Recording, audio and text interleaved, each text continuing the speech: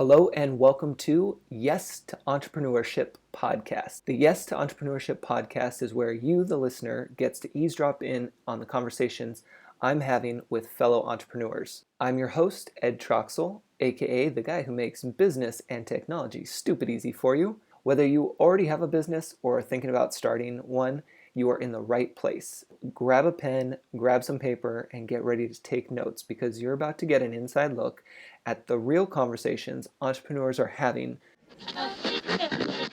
Quick shout out to our sponsor, StupidEasy.com. StupidEasy.com is a new online course platform where you can easily upload and sell your online courses without having to be tech savvy and without them taking a cut of your sales. Discover more at StupidEasy.com, and we'll have a link in the show notes for you. To meet up and talk a little bit about how business is going for you. And, I really want to know a little bit more about your business and like how you got started with it, because we're online a lot, but we don't really get to sit down and talk like this. Yeah, for sure. Well, it's a funny story, actually. I teach yoga, and then I also do massage. And so I became really interested in yoga in high school. And so I knew after my very first relaxation pose, which is what happens after every yoga class, you take a nap, which is awesome. Nice. I like that. But I was like, I totally want to teach this to people, and I want to spread this. And so I essentially began my journey of teaching yoga in 2010 and started with teaching kids yoga and then a segment of laughter yoga just to get myself on the yoga studio schedule. Nice. And it was awesome. And so what happened, though, is I was there for a while. I managed the studio, and then, the relationship kind of just faded. And I separated myself from the yoga studio and started doing my own thing as the outdoor yogini is what I first branded myself as. Nice. And so I was teaching yoga outside in different avenues and different locations and doing these pay what you want yoga classes so people could come in and just donate whatever they wanted to. Sometimes I would have gifts of like lipstick, or I would have cash. It would just vary from all sorts of things. That's cool. Yeah, so it's been an awesome experience though. And then now, honestly, like just today, I launched my website for my brand new yoga studio and spa, where I'm going to infuse all of the things that I've learned over the past few years, the decade, for example, actually, of my background in yoga and my background in the spa, and then as well as I used to work for hotels. So Wow. I'm infusing all of that into this. Yeah, so it's really fascinating. I'm so excited. Oh my gosh, that is exciting. And to launch the site, now is it the outdoor one, or is it a totally different one? So this is actually just infusing that. So that aspect of the outdoor yoga is going to be a part of this too. Okay. But this is just getting me basically like a landing pad, because before I was traveling all over the place teaching yoga. So now I'm going to be able to be in one location, and that's going to make it a lot more consistent for the people who come to class, the lovely students that are awesome and coming to class for themselves. So this is going to be great for all of us because, one, it gives me the avenue to grow and really think about how can I expand this and not worry about where we're going to be, to practice. Right. Now, so I'm curious, I'm going to back up for a second because I'm curious about when you first started, you had people donate. And so that's really cool because most of the time, like even when I started my business and selling products or whatever, it's like you're always thinking about, okay, what are my prices going to be and how much is too much or how much is too low? And you kind of just went with donate whatever you feel like and let's just do it. Yeah. I love that. Yeah, and that's what thanks. And I'm keeping that in the studio. My intention is to have the drop-in rate be pay what you want. And then I'll have a membership, which is a set fee. And then that includes people the opportunity to have unlimited yoga within the studio, but then they're actually going to be directed to an online destination studio where they can take yoga all the time and have meditation and self-care practices. So that if they don't live in Beaufort, South Carolina, they're able to go and be online and still be part of the community.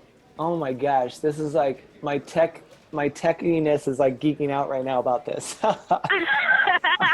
I love it. And so we're going to talk more about this virtual yoga in a second, but I'm still on the pricing part where it's like, I think that it's so unique to stay with the pay what you want model because so many of us are worried about not making any money, especially when starting out. So how did you like manage that fear? Because obviously it's worked for you and you're continuing to keep that model as part of your business. So how did you manage that fear?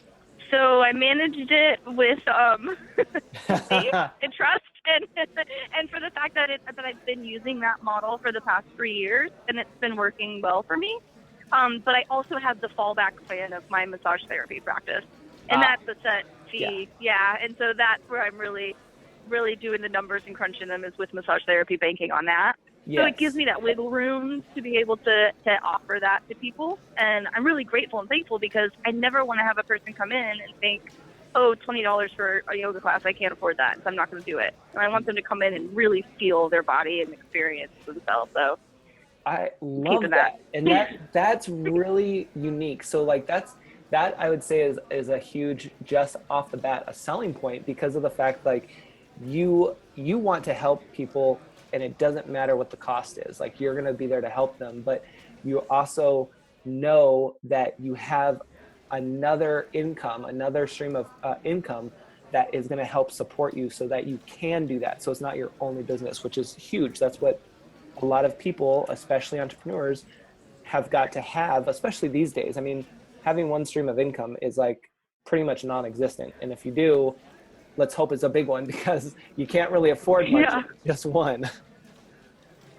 Yeah, exactly. And then if you try to keep in that one income stream, people get so basically they just get disheartened because they only think that's all I can do, that's all that I have, and so then they limit themselves and their possibilities.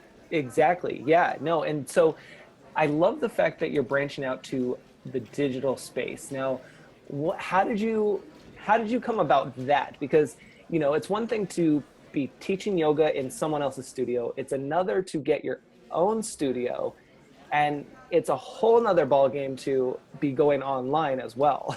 Yeah. Yes, it is. Well, I've been online for the past 3 years, just with my own website, and then giving people the opportunity to purchase yoga videos that I've created. Okay. And it hasn't really been like a strong selling point. People really just like, I guess they like to physically be with the class. But I also hadn't pushed the online space as much, Yeah. I guess I should say. And so having it as a bonus, basically, for members, I think that it'll be different for sure for where I live. Nobody's offering this right now. And so the way that I'm thinking is I don't want to burn myself out with the schedule. So Right. I'm going to have classes Monday through Thursday that people can physically come to. And then I want to offer them something so they really feel like they're getting that unlimited yoga experience. So that's where the online virtual aspect came from, because it's like when I'm closed, I don't want them to think that they're not getting everything that their money's worth. That's so cool. And like you said, you've checked, you've done your research, and no one in your area is doing that yet, which I tell people all the time, like do your research, make sure that you're taking that time and making that time in your schedule because you have to be able to see what's around and how you can stand out. And this is huge. I mean, I don't know how tech savvy that community is, but this is a huge thing. And this is where the technology is going, right? Is everything's online. So I love that you're having the Yeah. best in both worlds. Yeah. I know. I'm really super stoked for it too, because it offers to people, just from being in communities online and myself and experiencing it, knowing that, like, being that connection, for example, like with you and me, like the day that I meet you, it's going to be so cool because, we've been chatting this whole time and we really get Yeah. to know each other. And so I want people to experience that as well. So like the online yoga community, they have that aspect, and where I live, it's becoming a really big hot spot for people to travel to. And Oh, so I okay. want them to, to like be able to be online. And then when they come to visit the happiest seaside town, then Yeah. they are able to drop in. They're able to drop into the studio physically and then actually meet the people that they've been talking to because they're a member. And so I think that would be a really cool experience. I'm just looking ahead in the future and thinking about how would I want to feel a part of something. And I think Yeah. that's what they would feel. Yeah, no, that is really cool. And so, okay, so thinking about the future, because that's what we have to do as entrepreneurs, right? Is Right. figure out Right. what we're doing now, what we did yesterday, what we need to do tomorrow, and what we need to do way in the Oh future. gosh, that's about right. So it's like, and it can be very overwhelming at times. How do you, try to stay grounded during that time of thinking of all these things? Are you organizing with notebooks, or, how do you manage it all? Yeah, so yes, that's very true. I do have notebooks. I have like 16 notebooks. But Me too. no. So what I do is I write them all down as much as I can, and then the constant thought. I have an idea box. I'll write that into, and that's kind of my for the future plans. Go look at that, and then it's actually in the corner on my desk where I don't really visit it very often, because if I did, I would be like, oh, I got to make that now. Yep. It's like, ding. So I definitely do that. I also have a yoga practice, and that helps me a lot to stay grounded. I meditate as well, and that helps me to stay grounded. Just taking the time to breathe and get back into my physical body and realize it's okay, Brittney. If it's not done today, it will be done eventually. Yeah, that's a big one. And I'm really big on health and fitness. I will say I haven't really gotten into the yoga part of it yet, but Mm-hmm. I'm sure it's in the future. And now with the virtual yoga, it's obviously in my future. But I go to the gym a lot, and so even in my day-to-day routine, I mean, even for instance, today, I try to go daily to the gym just so I get out of the house and it breaks up my afternoon. And today I went and I almost said no, because it was like, let's say 12 o'clock, and I was like, okay, I got to be back home by 1:30 because I got a 2 o'clock call, and I want to make sure that I have enough time to eat and get ready and everything. And so I almost didn't leave the house around noon, and I was like, you know what? No, I'm just gonna go and do a quick workout, 30 minutes in, out, and then back home. And I'm glad I did, because it was hard for me to remove myself from the computer, but it was what I needed in order to be able to clearly think and breathe. And then I even got some crazy blog posts or Facebook Live material that I'm going to probably use later today or tomorrow or something. Awesome. Yeah, that's awesome. So Yeah, because yeah, go ahead. oh no, I was just gonna say, because if we don't do that, we don't take the time. Like, I honestly have been to a point where I'm at my house and I realize I haven't even eaten breakfast yet, and it's 1 o'clock in the afternoon. Yes, that happens quite a bit. Yeah, it's so sad. It's like, oh, the glamorous life of an entrepreneur. And you're like, I haven't showered in 2 days just because I didn't need to. Right. Like, holy cow. It's so true though. The Like things people don't know. yeah, I told my friend yesterday, I was like, this feels great. I'm leaving the house and I feel like it's been 2 days since I've left my house. And it's like, it's so weird, but there are those times where, you're so into the work that it's hard to remove yourself. And you do have to find, different ways of stopping and pausing for a few minutes. So like, what's kind of a typical day for you in terms of your workload and what you're doing to kind of break things up? Yeah, well, luckily for me, because I'm still teaching yoga at separate locations, I get the opportunity that's what breaks it up. And I have an actual office away from my house for massage, so that breaks it up. Other than that, I'm on the computer in my office at my house and doing all of the updates to the website and sending out, blog posts and emails, and of course the phone. Yep. The phone is my nemesis. I need to be mindful of when I'm using it too much, and when to separate myself. And my husband's been really great at telling me and reminding me, Brittney, let's not do any more work. You just came back from your last yoga class, which ends at 7 o'clock. Let's not do any more work. And so, having that support system to remind me, because I honestly would be on the computer till, midnight or 1 o'clock if it didn't have that. Yeah, no, that's huge. And that's really nice that he is there to help remind you. And how does he handle, him and the rest of the family? How do they handle you being an entrepreneur? Because I know that can be very, very stressful for the family, and Oh yeah. some aren't very supportive and others are. Right, exactly. It's been a roller coaster, but Yeah. a roller coaster in a sense of like good, because there's been that backlash of like, I want to keep working, and he's like, maybe you should not, Yep. just Yep. for your own health and well-being. And so he's kept me so grounded because I'm naturally I've been told this before, airy fairy, and I just want to keep going. I'm very creative, and so it's like if I didn't have that grounding support system, then I would literally fly away. Yeah. And Definitely. so he's been very, very helpful in that, in keeping me grounded. But also too, just in the sense of I know what I'm doing, I have a vision, but it's hard to explain the vision to a loving, logical, grounded person. Right. Yep. Yeah, so when I mentioned to him, I think I'm ready for a studio, he lit up and was like so excited. And he was like, yes, Brittany, like this is what we need to invest our family in. You need to have a space, and you need to, be clear on what you're doing, because I had been kind of waffling and let me do this next project, and not being really clear on what I needed to do. And this has helped a ton. So having your own space really helped. Yes, definitely has helped. Yeah, it's funny. I was just having this conversation with somebody the other day. I forget what they had asked me, but it turned into they read a blog post of mine, and they were talking about how it helps them figure out that they do need to have a space of their own, and specifically just a desk for them. And I was telling them, we had a great conversation about it, because it's like, even if you can't afford an office, because like for me, most of my stuff is all digital, and it's like, yes, an office sounds cool and would be great because that's the business thing to do. But at the same time, that's an expense I don't need to have to make me official.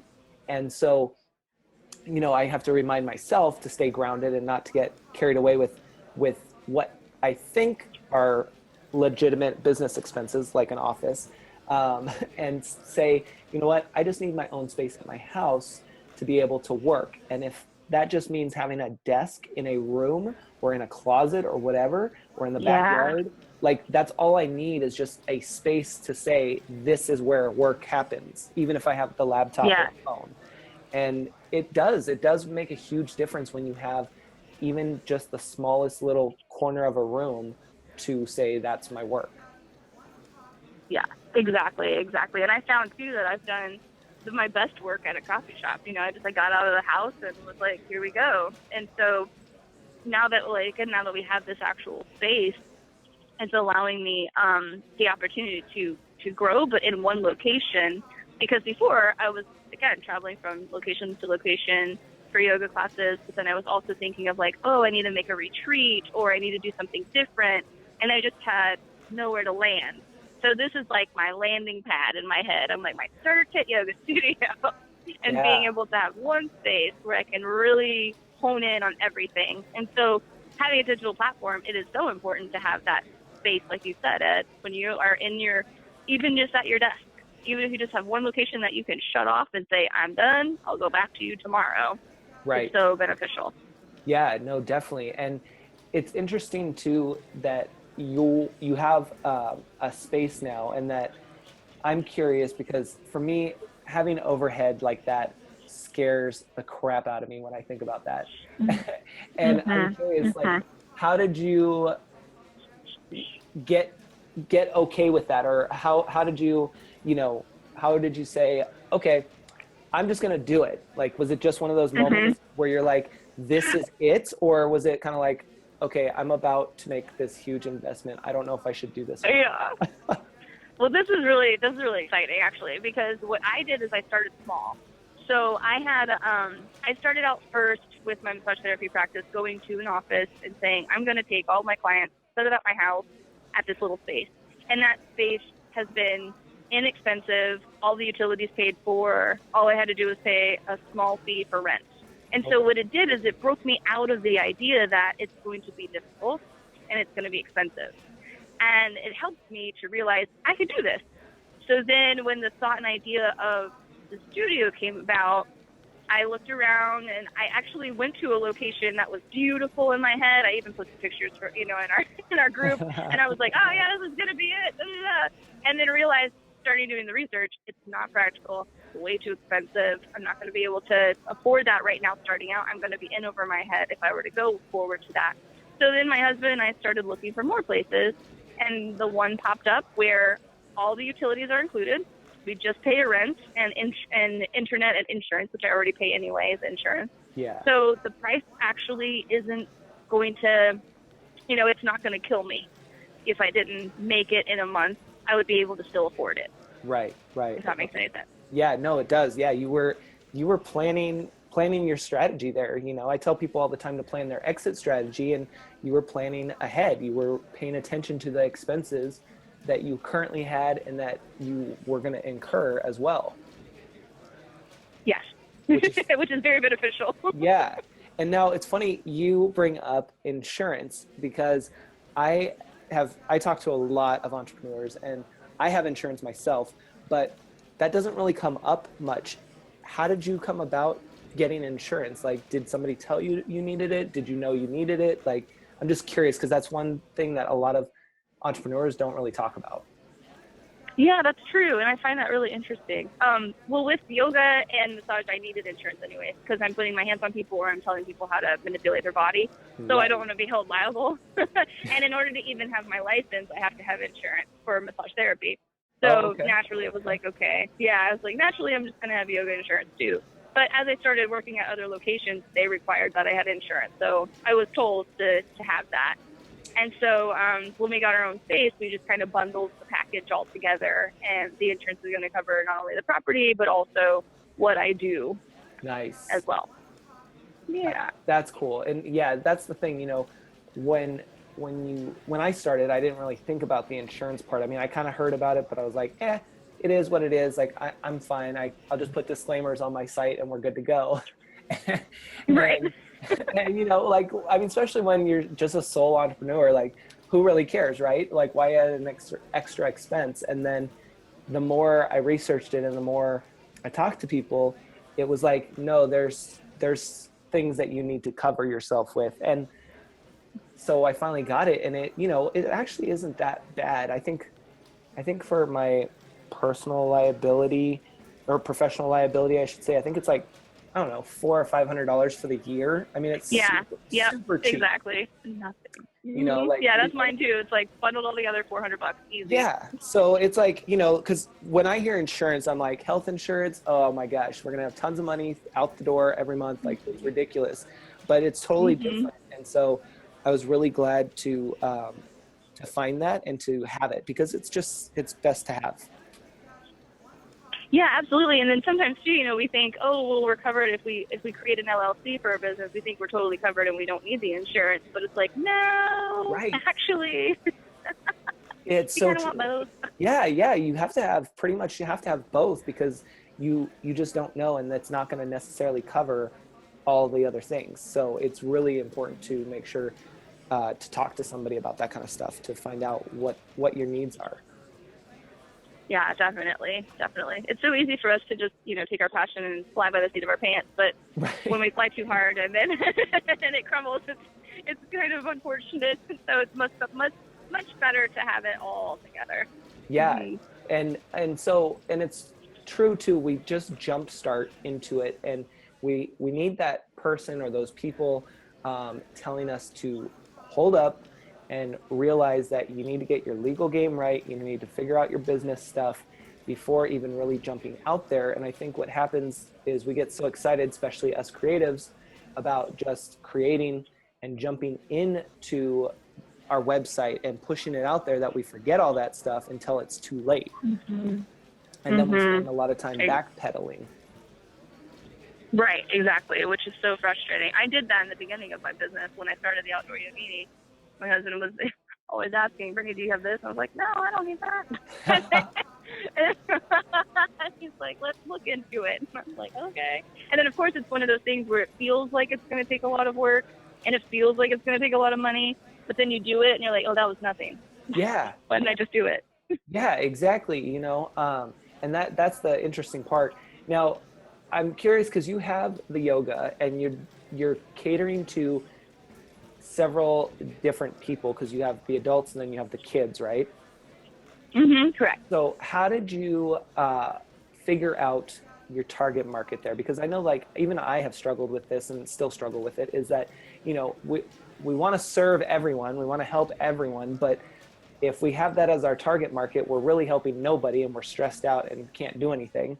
And so we have to figure out like who our target market is and really narrow it down and be almost super exclusive in order to then start branching out and opening up the doors. How did you go about doing that? So what I was actually, for the kids anyways, I was kind of like just pushed into it, which was great. I was pushed into preschool teaching. It was great. It was awesome. It opened the door for me. Nice. And so the kids, yeah, so like the kids really, it's just teaching yoga in preschools. And so I'm at 2 different preschools, and which has been really cool. But not only that is, so that's kind of one target market is schools, elementary schools, preschools, being able to work within, you know, a location. Yeah. And offering short, quick classes that help the kids to become more limber, but also to get away from their anxiety, which has been awesome. And in terms of people, just being able to kind of narrow down my niche market, that took a while, because I was that way of like, everybody can come, you know, all of you come, everybody, you can pay whatever you want, just get over here and do some yoga.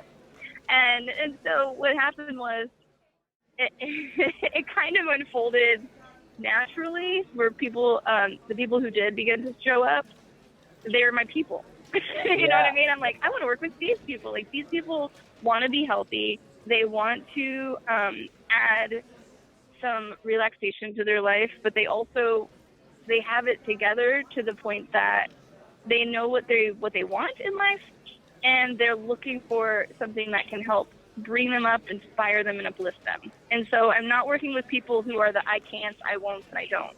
I'm working with the people who I will, I want to, I'll try. Ooh, and I'm basically, and so I'm basically being the person for them that helps say, you will, and I'll show you, basically. I love that. That is so cool. Yeah, no, that is exactly, you know, what you want to do. And that does take time. I mean, you know, you could be several years in business and still not have it figured out, you know, because if you're making some money, you're making some money. Like people don't care. Right. They're making the bills, right? Right, exactly. And you know, like even for me now, I've been trying to figure out, and you probably remember this from the group, is that, you know, I try to figure out like who's my tribe? Like, what do I call my tribe? Because I want to call my followers and my tribe something besides secret followers. And so I finally have come up with, you know, my why notters, because why not?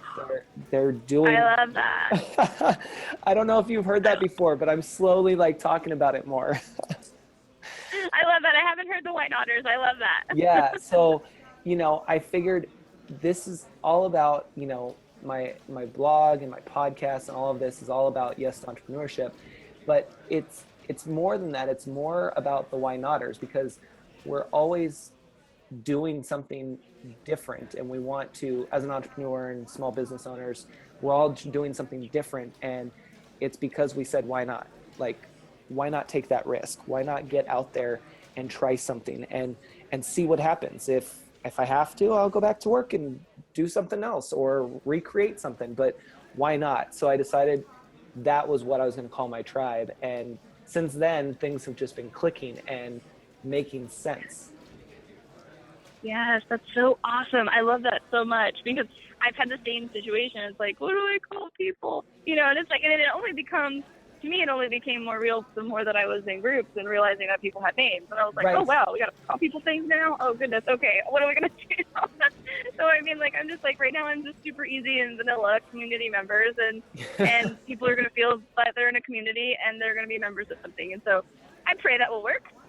But for now, you know, that's what I'm working with is very easy. But I have a friend who has an amazing name for her tribe, and she is all about basically awakening people to their highest potential. So she calls her peeps awakened shift heads. Oh, that's interesting. Yeah, and so she's like, get out of your shift, you know, and it's like, what? That's so cool. Yeah. Well, and you know, and that's the thing, like, it takes, like I said, it took me a long time to come up with that and figure it out. And it's like, you want it to work so bad once, like you said, once you realize that people are calling their tribes certain things, you want to make it work so bad that you get stuck on just trying to force it instead of it naturally coming to you. And so I think that happens with a lot of our projects, you know, and that's why it's important to take a break and to remove ourselves from the work, because that's when it comes to us. That's so true. Yeah, that's when it flows freely. Yeah, and I'm curious what, because I don't do yoga. I think I might have went to like one at my 24-hour fitness or something, but I'm curious, like if I'm sitting at home and I'm at the computer and I'm like really having a busy day, what might be something that you would suggest? I'm totally putting you on the spot here, but what would you might suggest that I try to like kind of just free myself a little bit? Yeah, so are you trying to get away from your computer, or you want to sit in your chair? I'll probably sit in my chair because okay, perfect. I'm so into it. That works. I teach chair yoga too, so it's all good. This works. Nice. So, I mean, yeah, what I would recommend is offering yourself 5 minutes to reconnect with your body. And so the easy way to do that is you just push your chair back from your computer, take a deep breath in, lift your arms up over your head, exhale, lower your arms down. And then do that 4 times. Deep breath in, deep breath out. And I'm talking like a deep breath. Like you're counting to a beat of 4 or 6 as you inhale, right? Okay. So you go inhale 1, 2, 3, 4, exhale 1, 2, 3, 4. So it's a slower breath than our quick fast breath. Now, me personally, when I'm in front of a computer, I don't breathe at all sometimes. Like I'll notice, I'm like, oh gosh, so I have to do the same thing where I'm like 5 minutes time. Okay, let me just reconnect with my breath. Inhale. Exhale, because the breathing is the most important thing. It's what helps our oxygen move through the body. It's what helps our blood flow. You know, everything is so important with breath. So that's what I would recommend. And then you can just do a light twist to the right, a twist to the left, just kind of looking over your shoulders, bring your hands to the back of your chair, and doing that on both sides. Yeah, because that'll just help, again, bring some fluidity to your spine. I like that. I'm already envisioning that, and I'm like, that sounds so relaxing. Awesome. So what are any big challenges that you have that you're facing right now with work or even home life and work? So right now, honestly, the big challenge is just our envisioning of the studio, and I have such a big vision for it that I want it to be bigger than I can ever imagine. Yeah. And so I really, my challenge is just trusting that people will come and people are interested in what I'm offering, and that it will be a place of community and it'll be like a second home for people. So the challenge is trusting, which should be so easy. I should just be like, I trust it will happen. But, you know, it's working with that. And then I'm being impatient because I want it to be open tomorrow, but we're opening at the end of June. I know, and so it's like having that patience. So like today alone, just launching the website, I was, 3 days ago, I was like, I just want to launch today. No, I'm going to wait. I'll wait for June 1st, keep it in a month, keep it consistent, and get it all done. And that's the hardest part too, is that, well, especially being online, which we'll talk about the groups here in a second, but the whole word launching, it has such a different meaning, I think, now that I've been on Facebook groups and everything.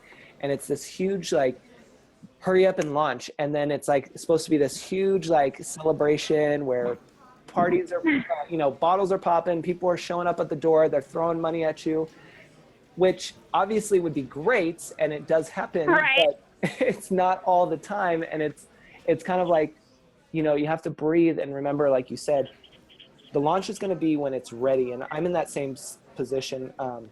When I was doing the podcast, it's like I launched it actually a week early, sort of, because I wanted to make sure it got into iTunes, but I didn't say that it was like launched publicly because I wanted to wait till my actual scheduled week to do it, because I had already scheduled everything. So it's like, why would I like reschedule everything and change the schedule? Like, just leave it. And it takes a lot of willpower to not launch right away, but I feel like as part of that vision, like you were saying, we need to utilize that time in between to continue to do the work and to continue to filter out what we need and what we don't need, right? So that way, when that launch comes, we're ready for it, and we've moved forward in our self-development for it as well, if that makes sense. Yeah, totally. And I believe, honestly, like for myself, because I would like to go everywhere at one time, a launch date really honed me in on letting it, getting it done. Yeah. Whereas originally I was just like, oh, put it off. But even to the last minute of last night, I was setting things up and finishing it off so that it was ready to go. And that really helps me, I think, just having that date to say I'm going to release this on June 1st. And that way it's not perfect, but it's not confusing either. Like, people aren't like, what is this? What are you trying to do? Yeah, no. It was done to the most of it. That's a good key point, is to having a date in your head. Now, I'm going to ask you, did you publicly announce the date, or did you just keep it to yourself? I publicly announced it 2 days before the date. Oh, okay, perfect. Okay, that is awesome. You did it great. Perfect, yay! Yeah, you passed. No, so it's interesting, because what happens a lot of the times is we set this launch date, which is good. We need that. We need a specific date to do something. But when it comes to, pretty much anything, but we'll use websites specifically because I love talking about websites anyway, is that things happen, and things don't always get done on time, especially when you have other people involved, or your tech level isn't up to par, with what you're trying to do. And so what I see happen a lot of the times is that people will publicly set a date that's like weeks or months out in the future, because they're so excited, and then they get to that day and they're still not ready. They can't launch for whatever reason. And that is hard, because when you build your following and you have people waiting for your site to launch, or whatever your product service to launch, and you say, oh, by the way, it's not ready. Let's try next week, or try next month. Like, people only have so much patience to say, oh, okay, no problem. Like, so what I've learned, because I was doing this with Stupid Easy as well, is that you have to set that date in your head and have that for your team, but don't publicly announce it until like you said, 2 days before, or right up until you're ready to go. Because if something happens, you don't want to disappoint your followers. You don't want to disappoint your potential customers. You want to surprise and delight. So just keeping that anticipation going by saying, hey, we'll be launching soon. Just, whatever, here's a freebie or whatever, like, just keep the conversation going, but don't publicly say the date.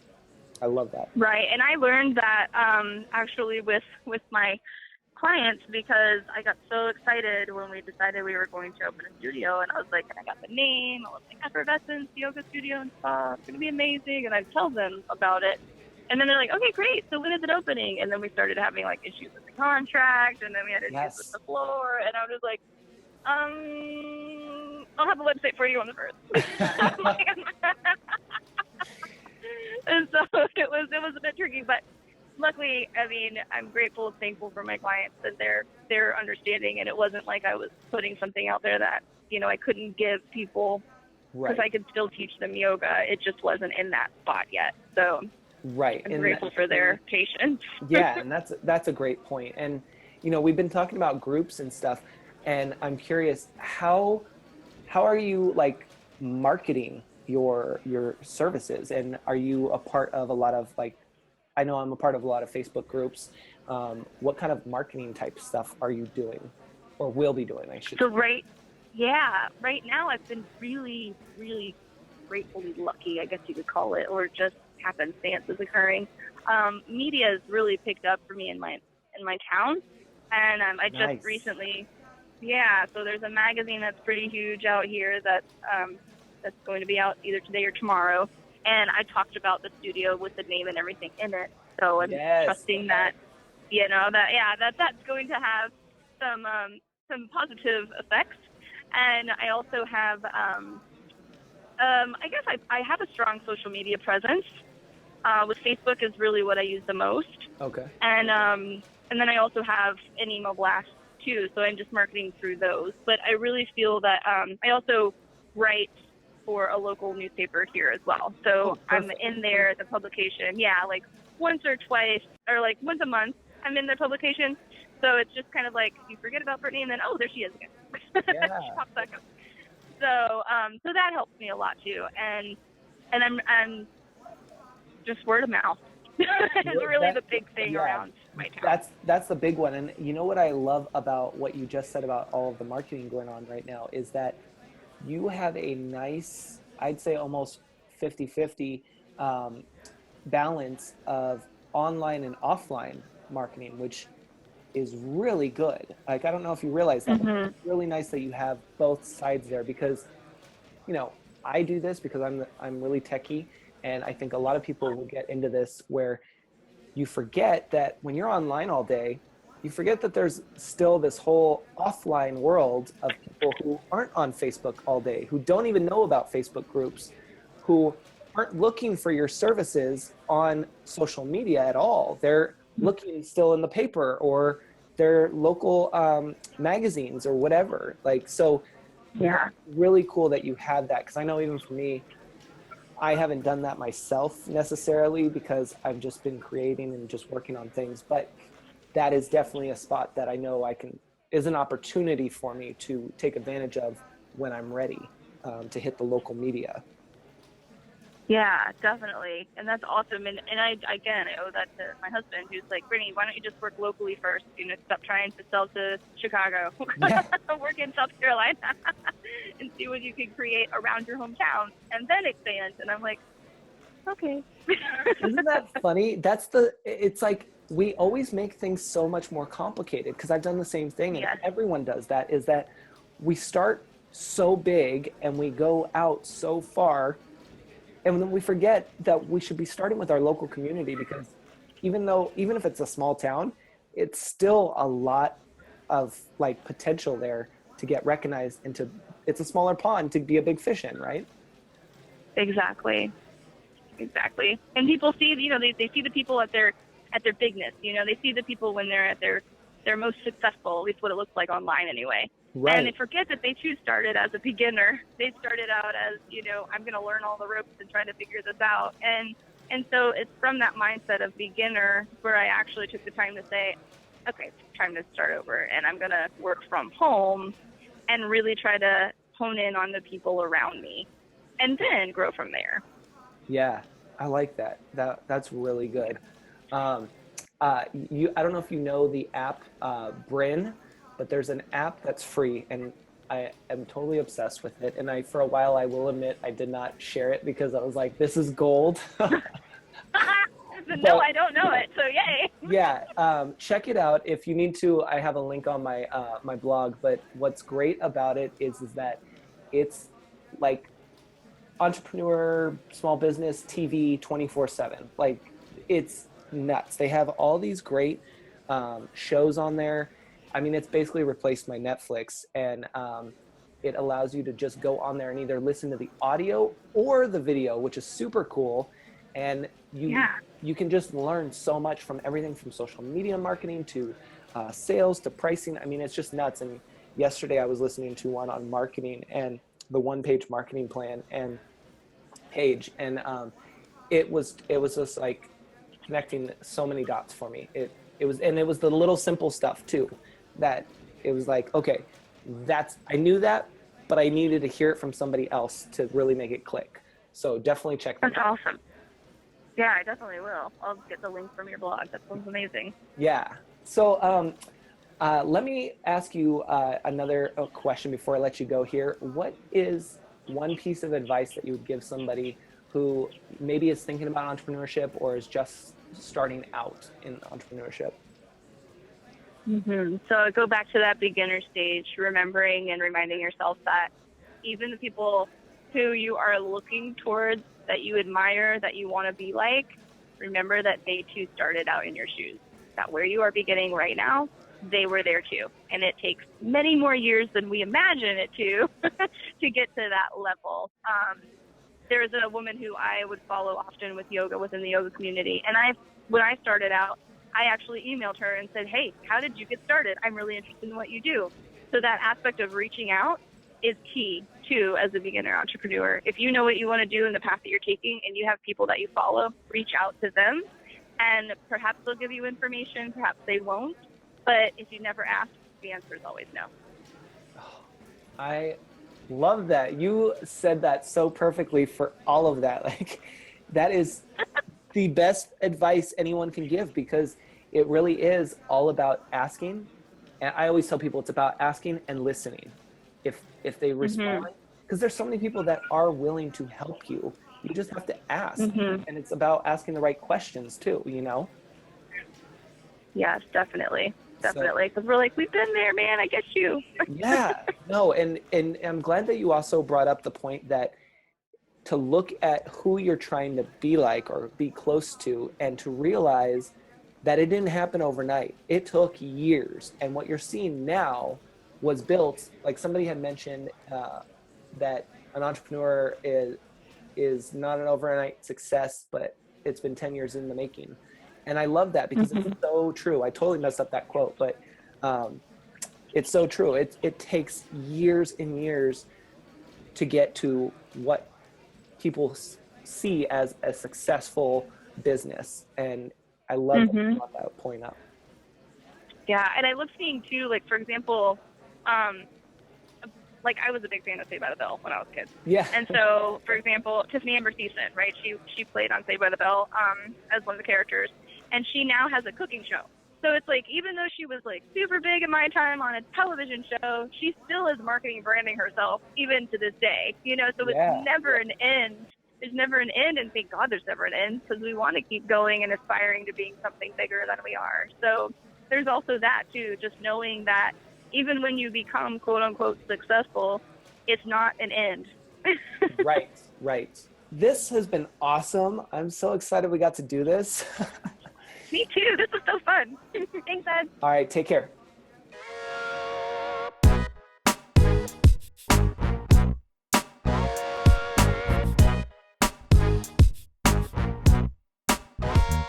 Thanks for tuning in to the Yes to Entrepreneurship podcast. To find out more about each episode, including links to the guests that I bring on to the show, be sure to check out the show notes.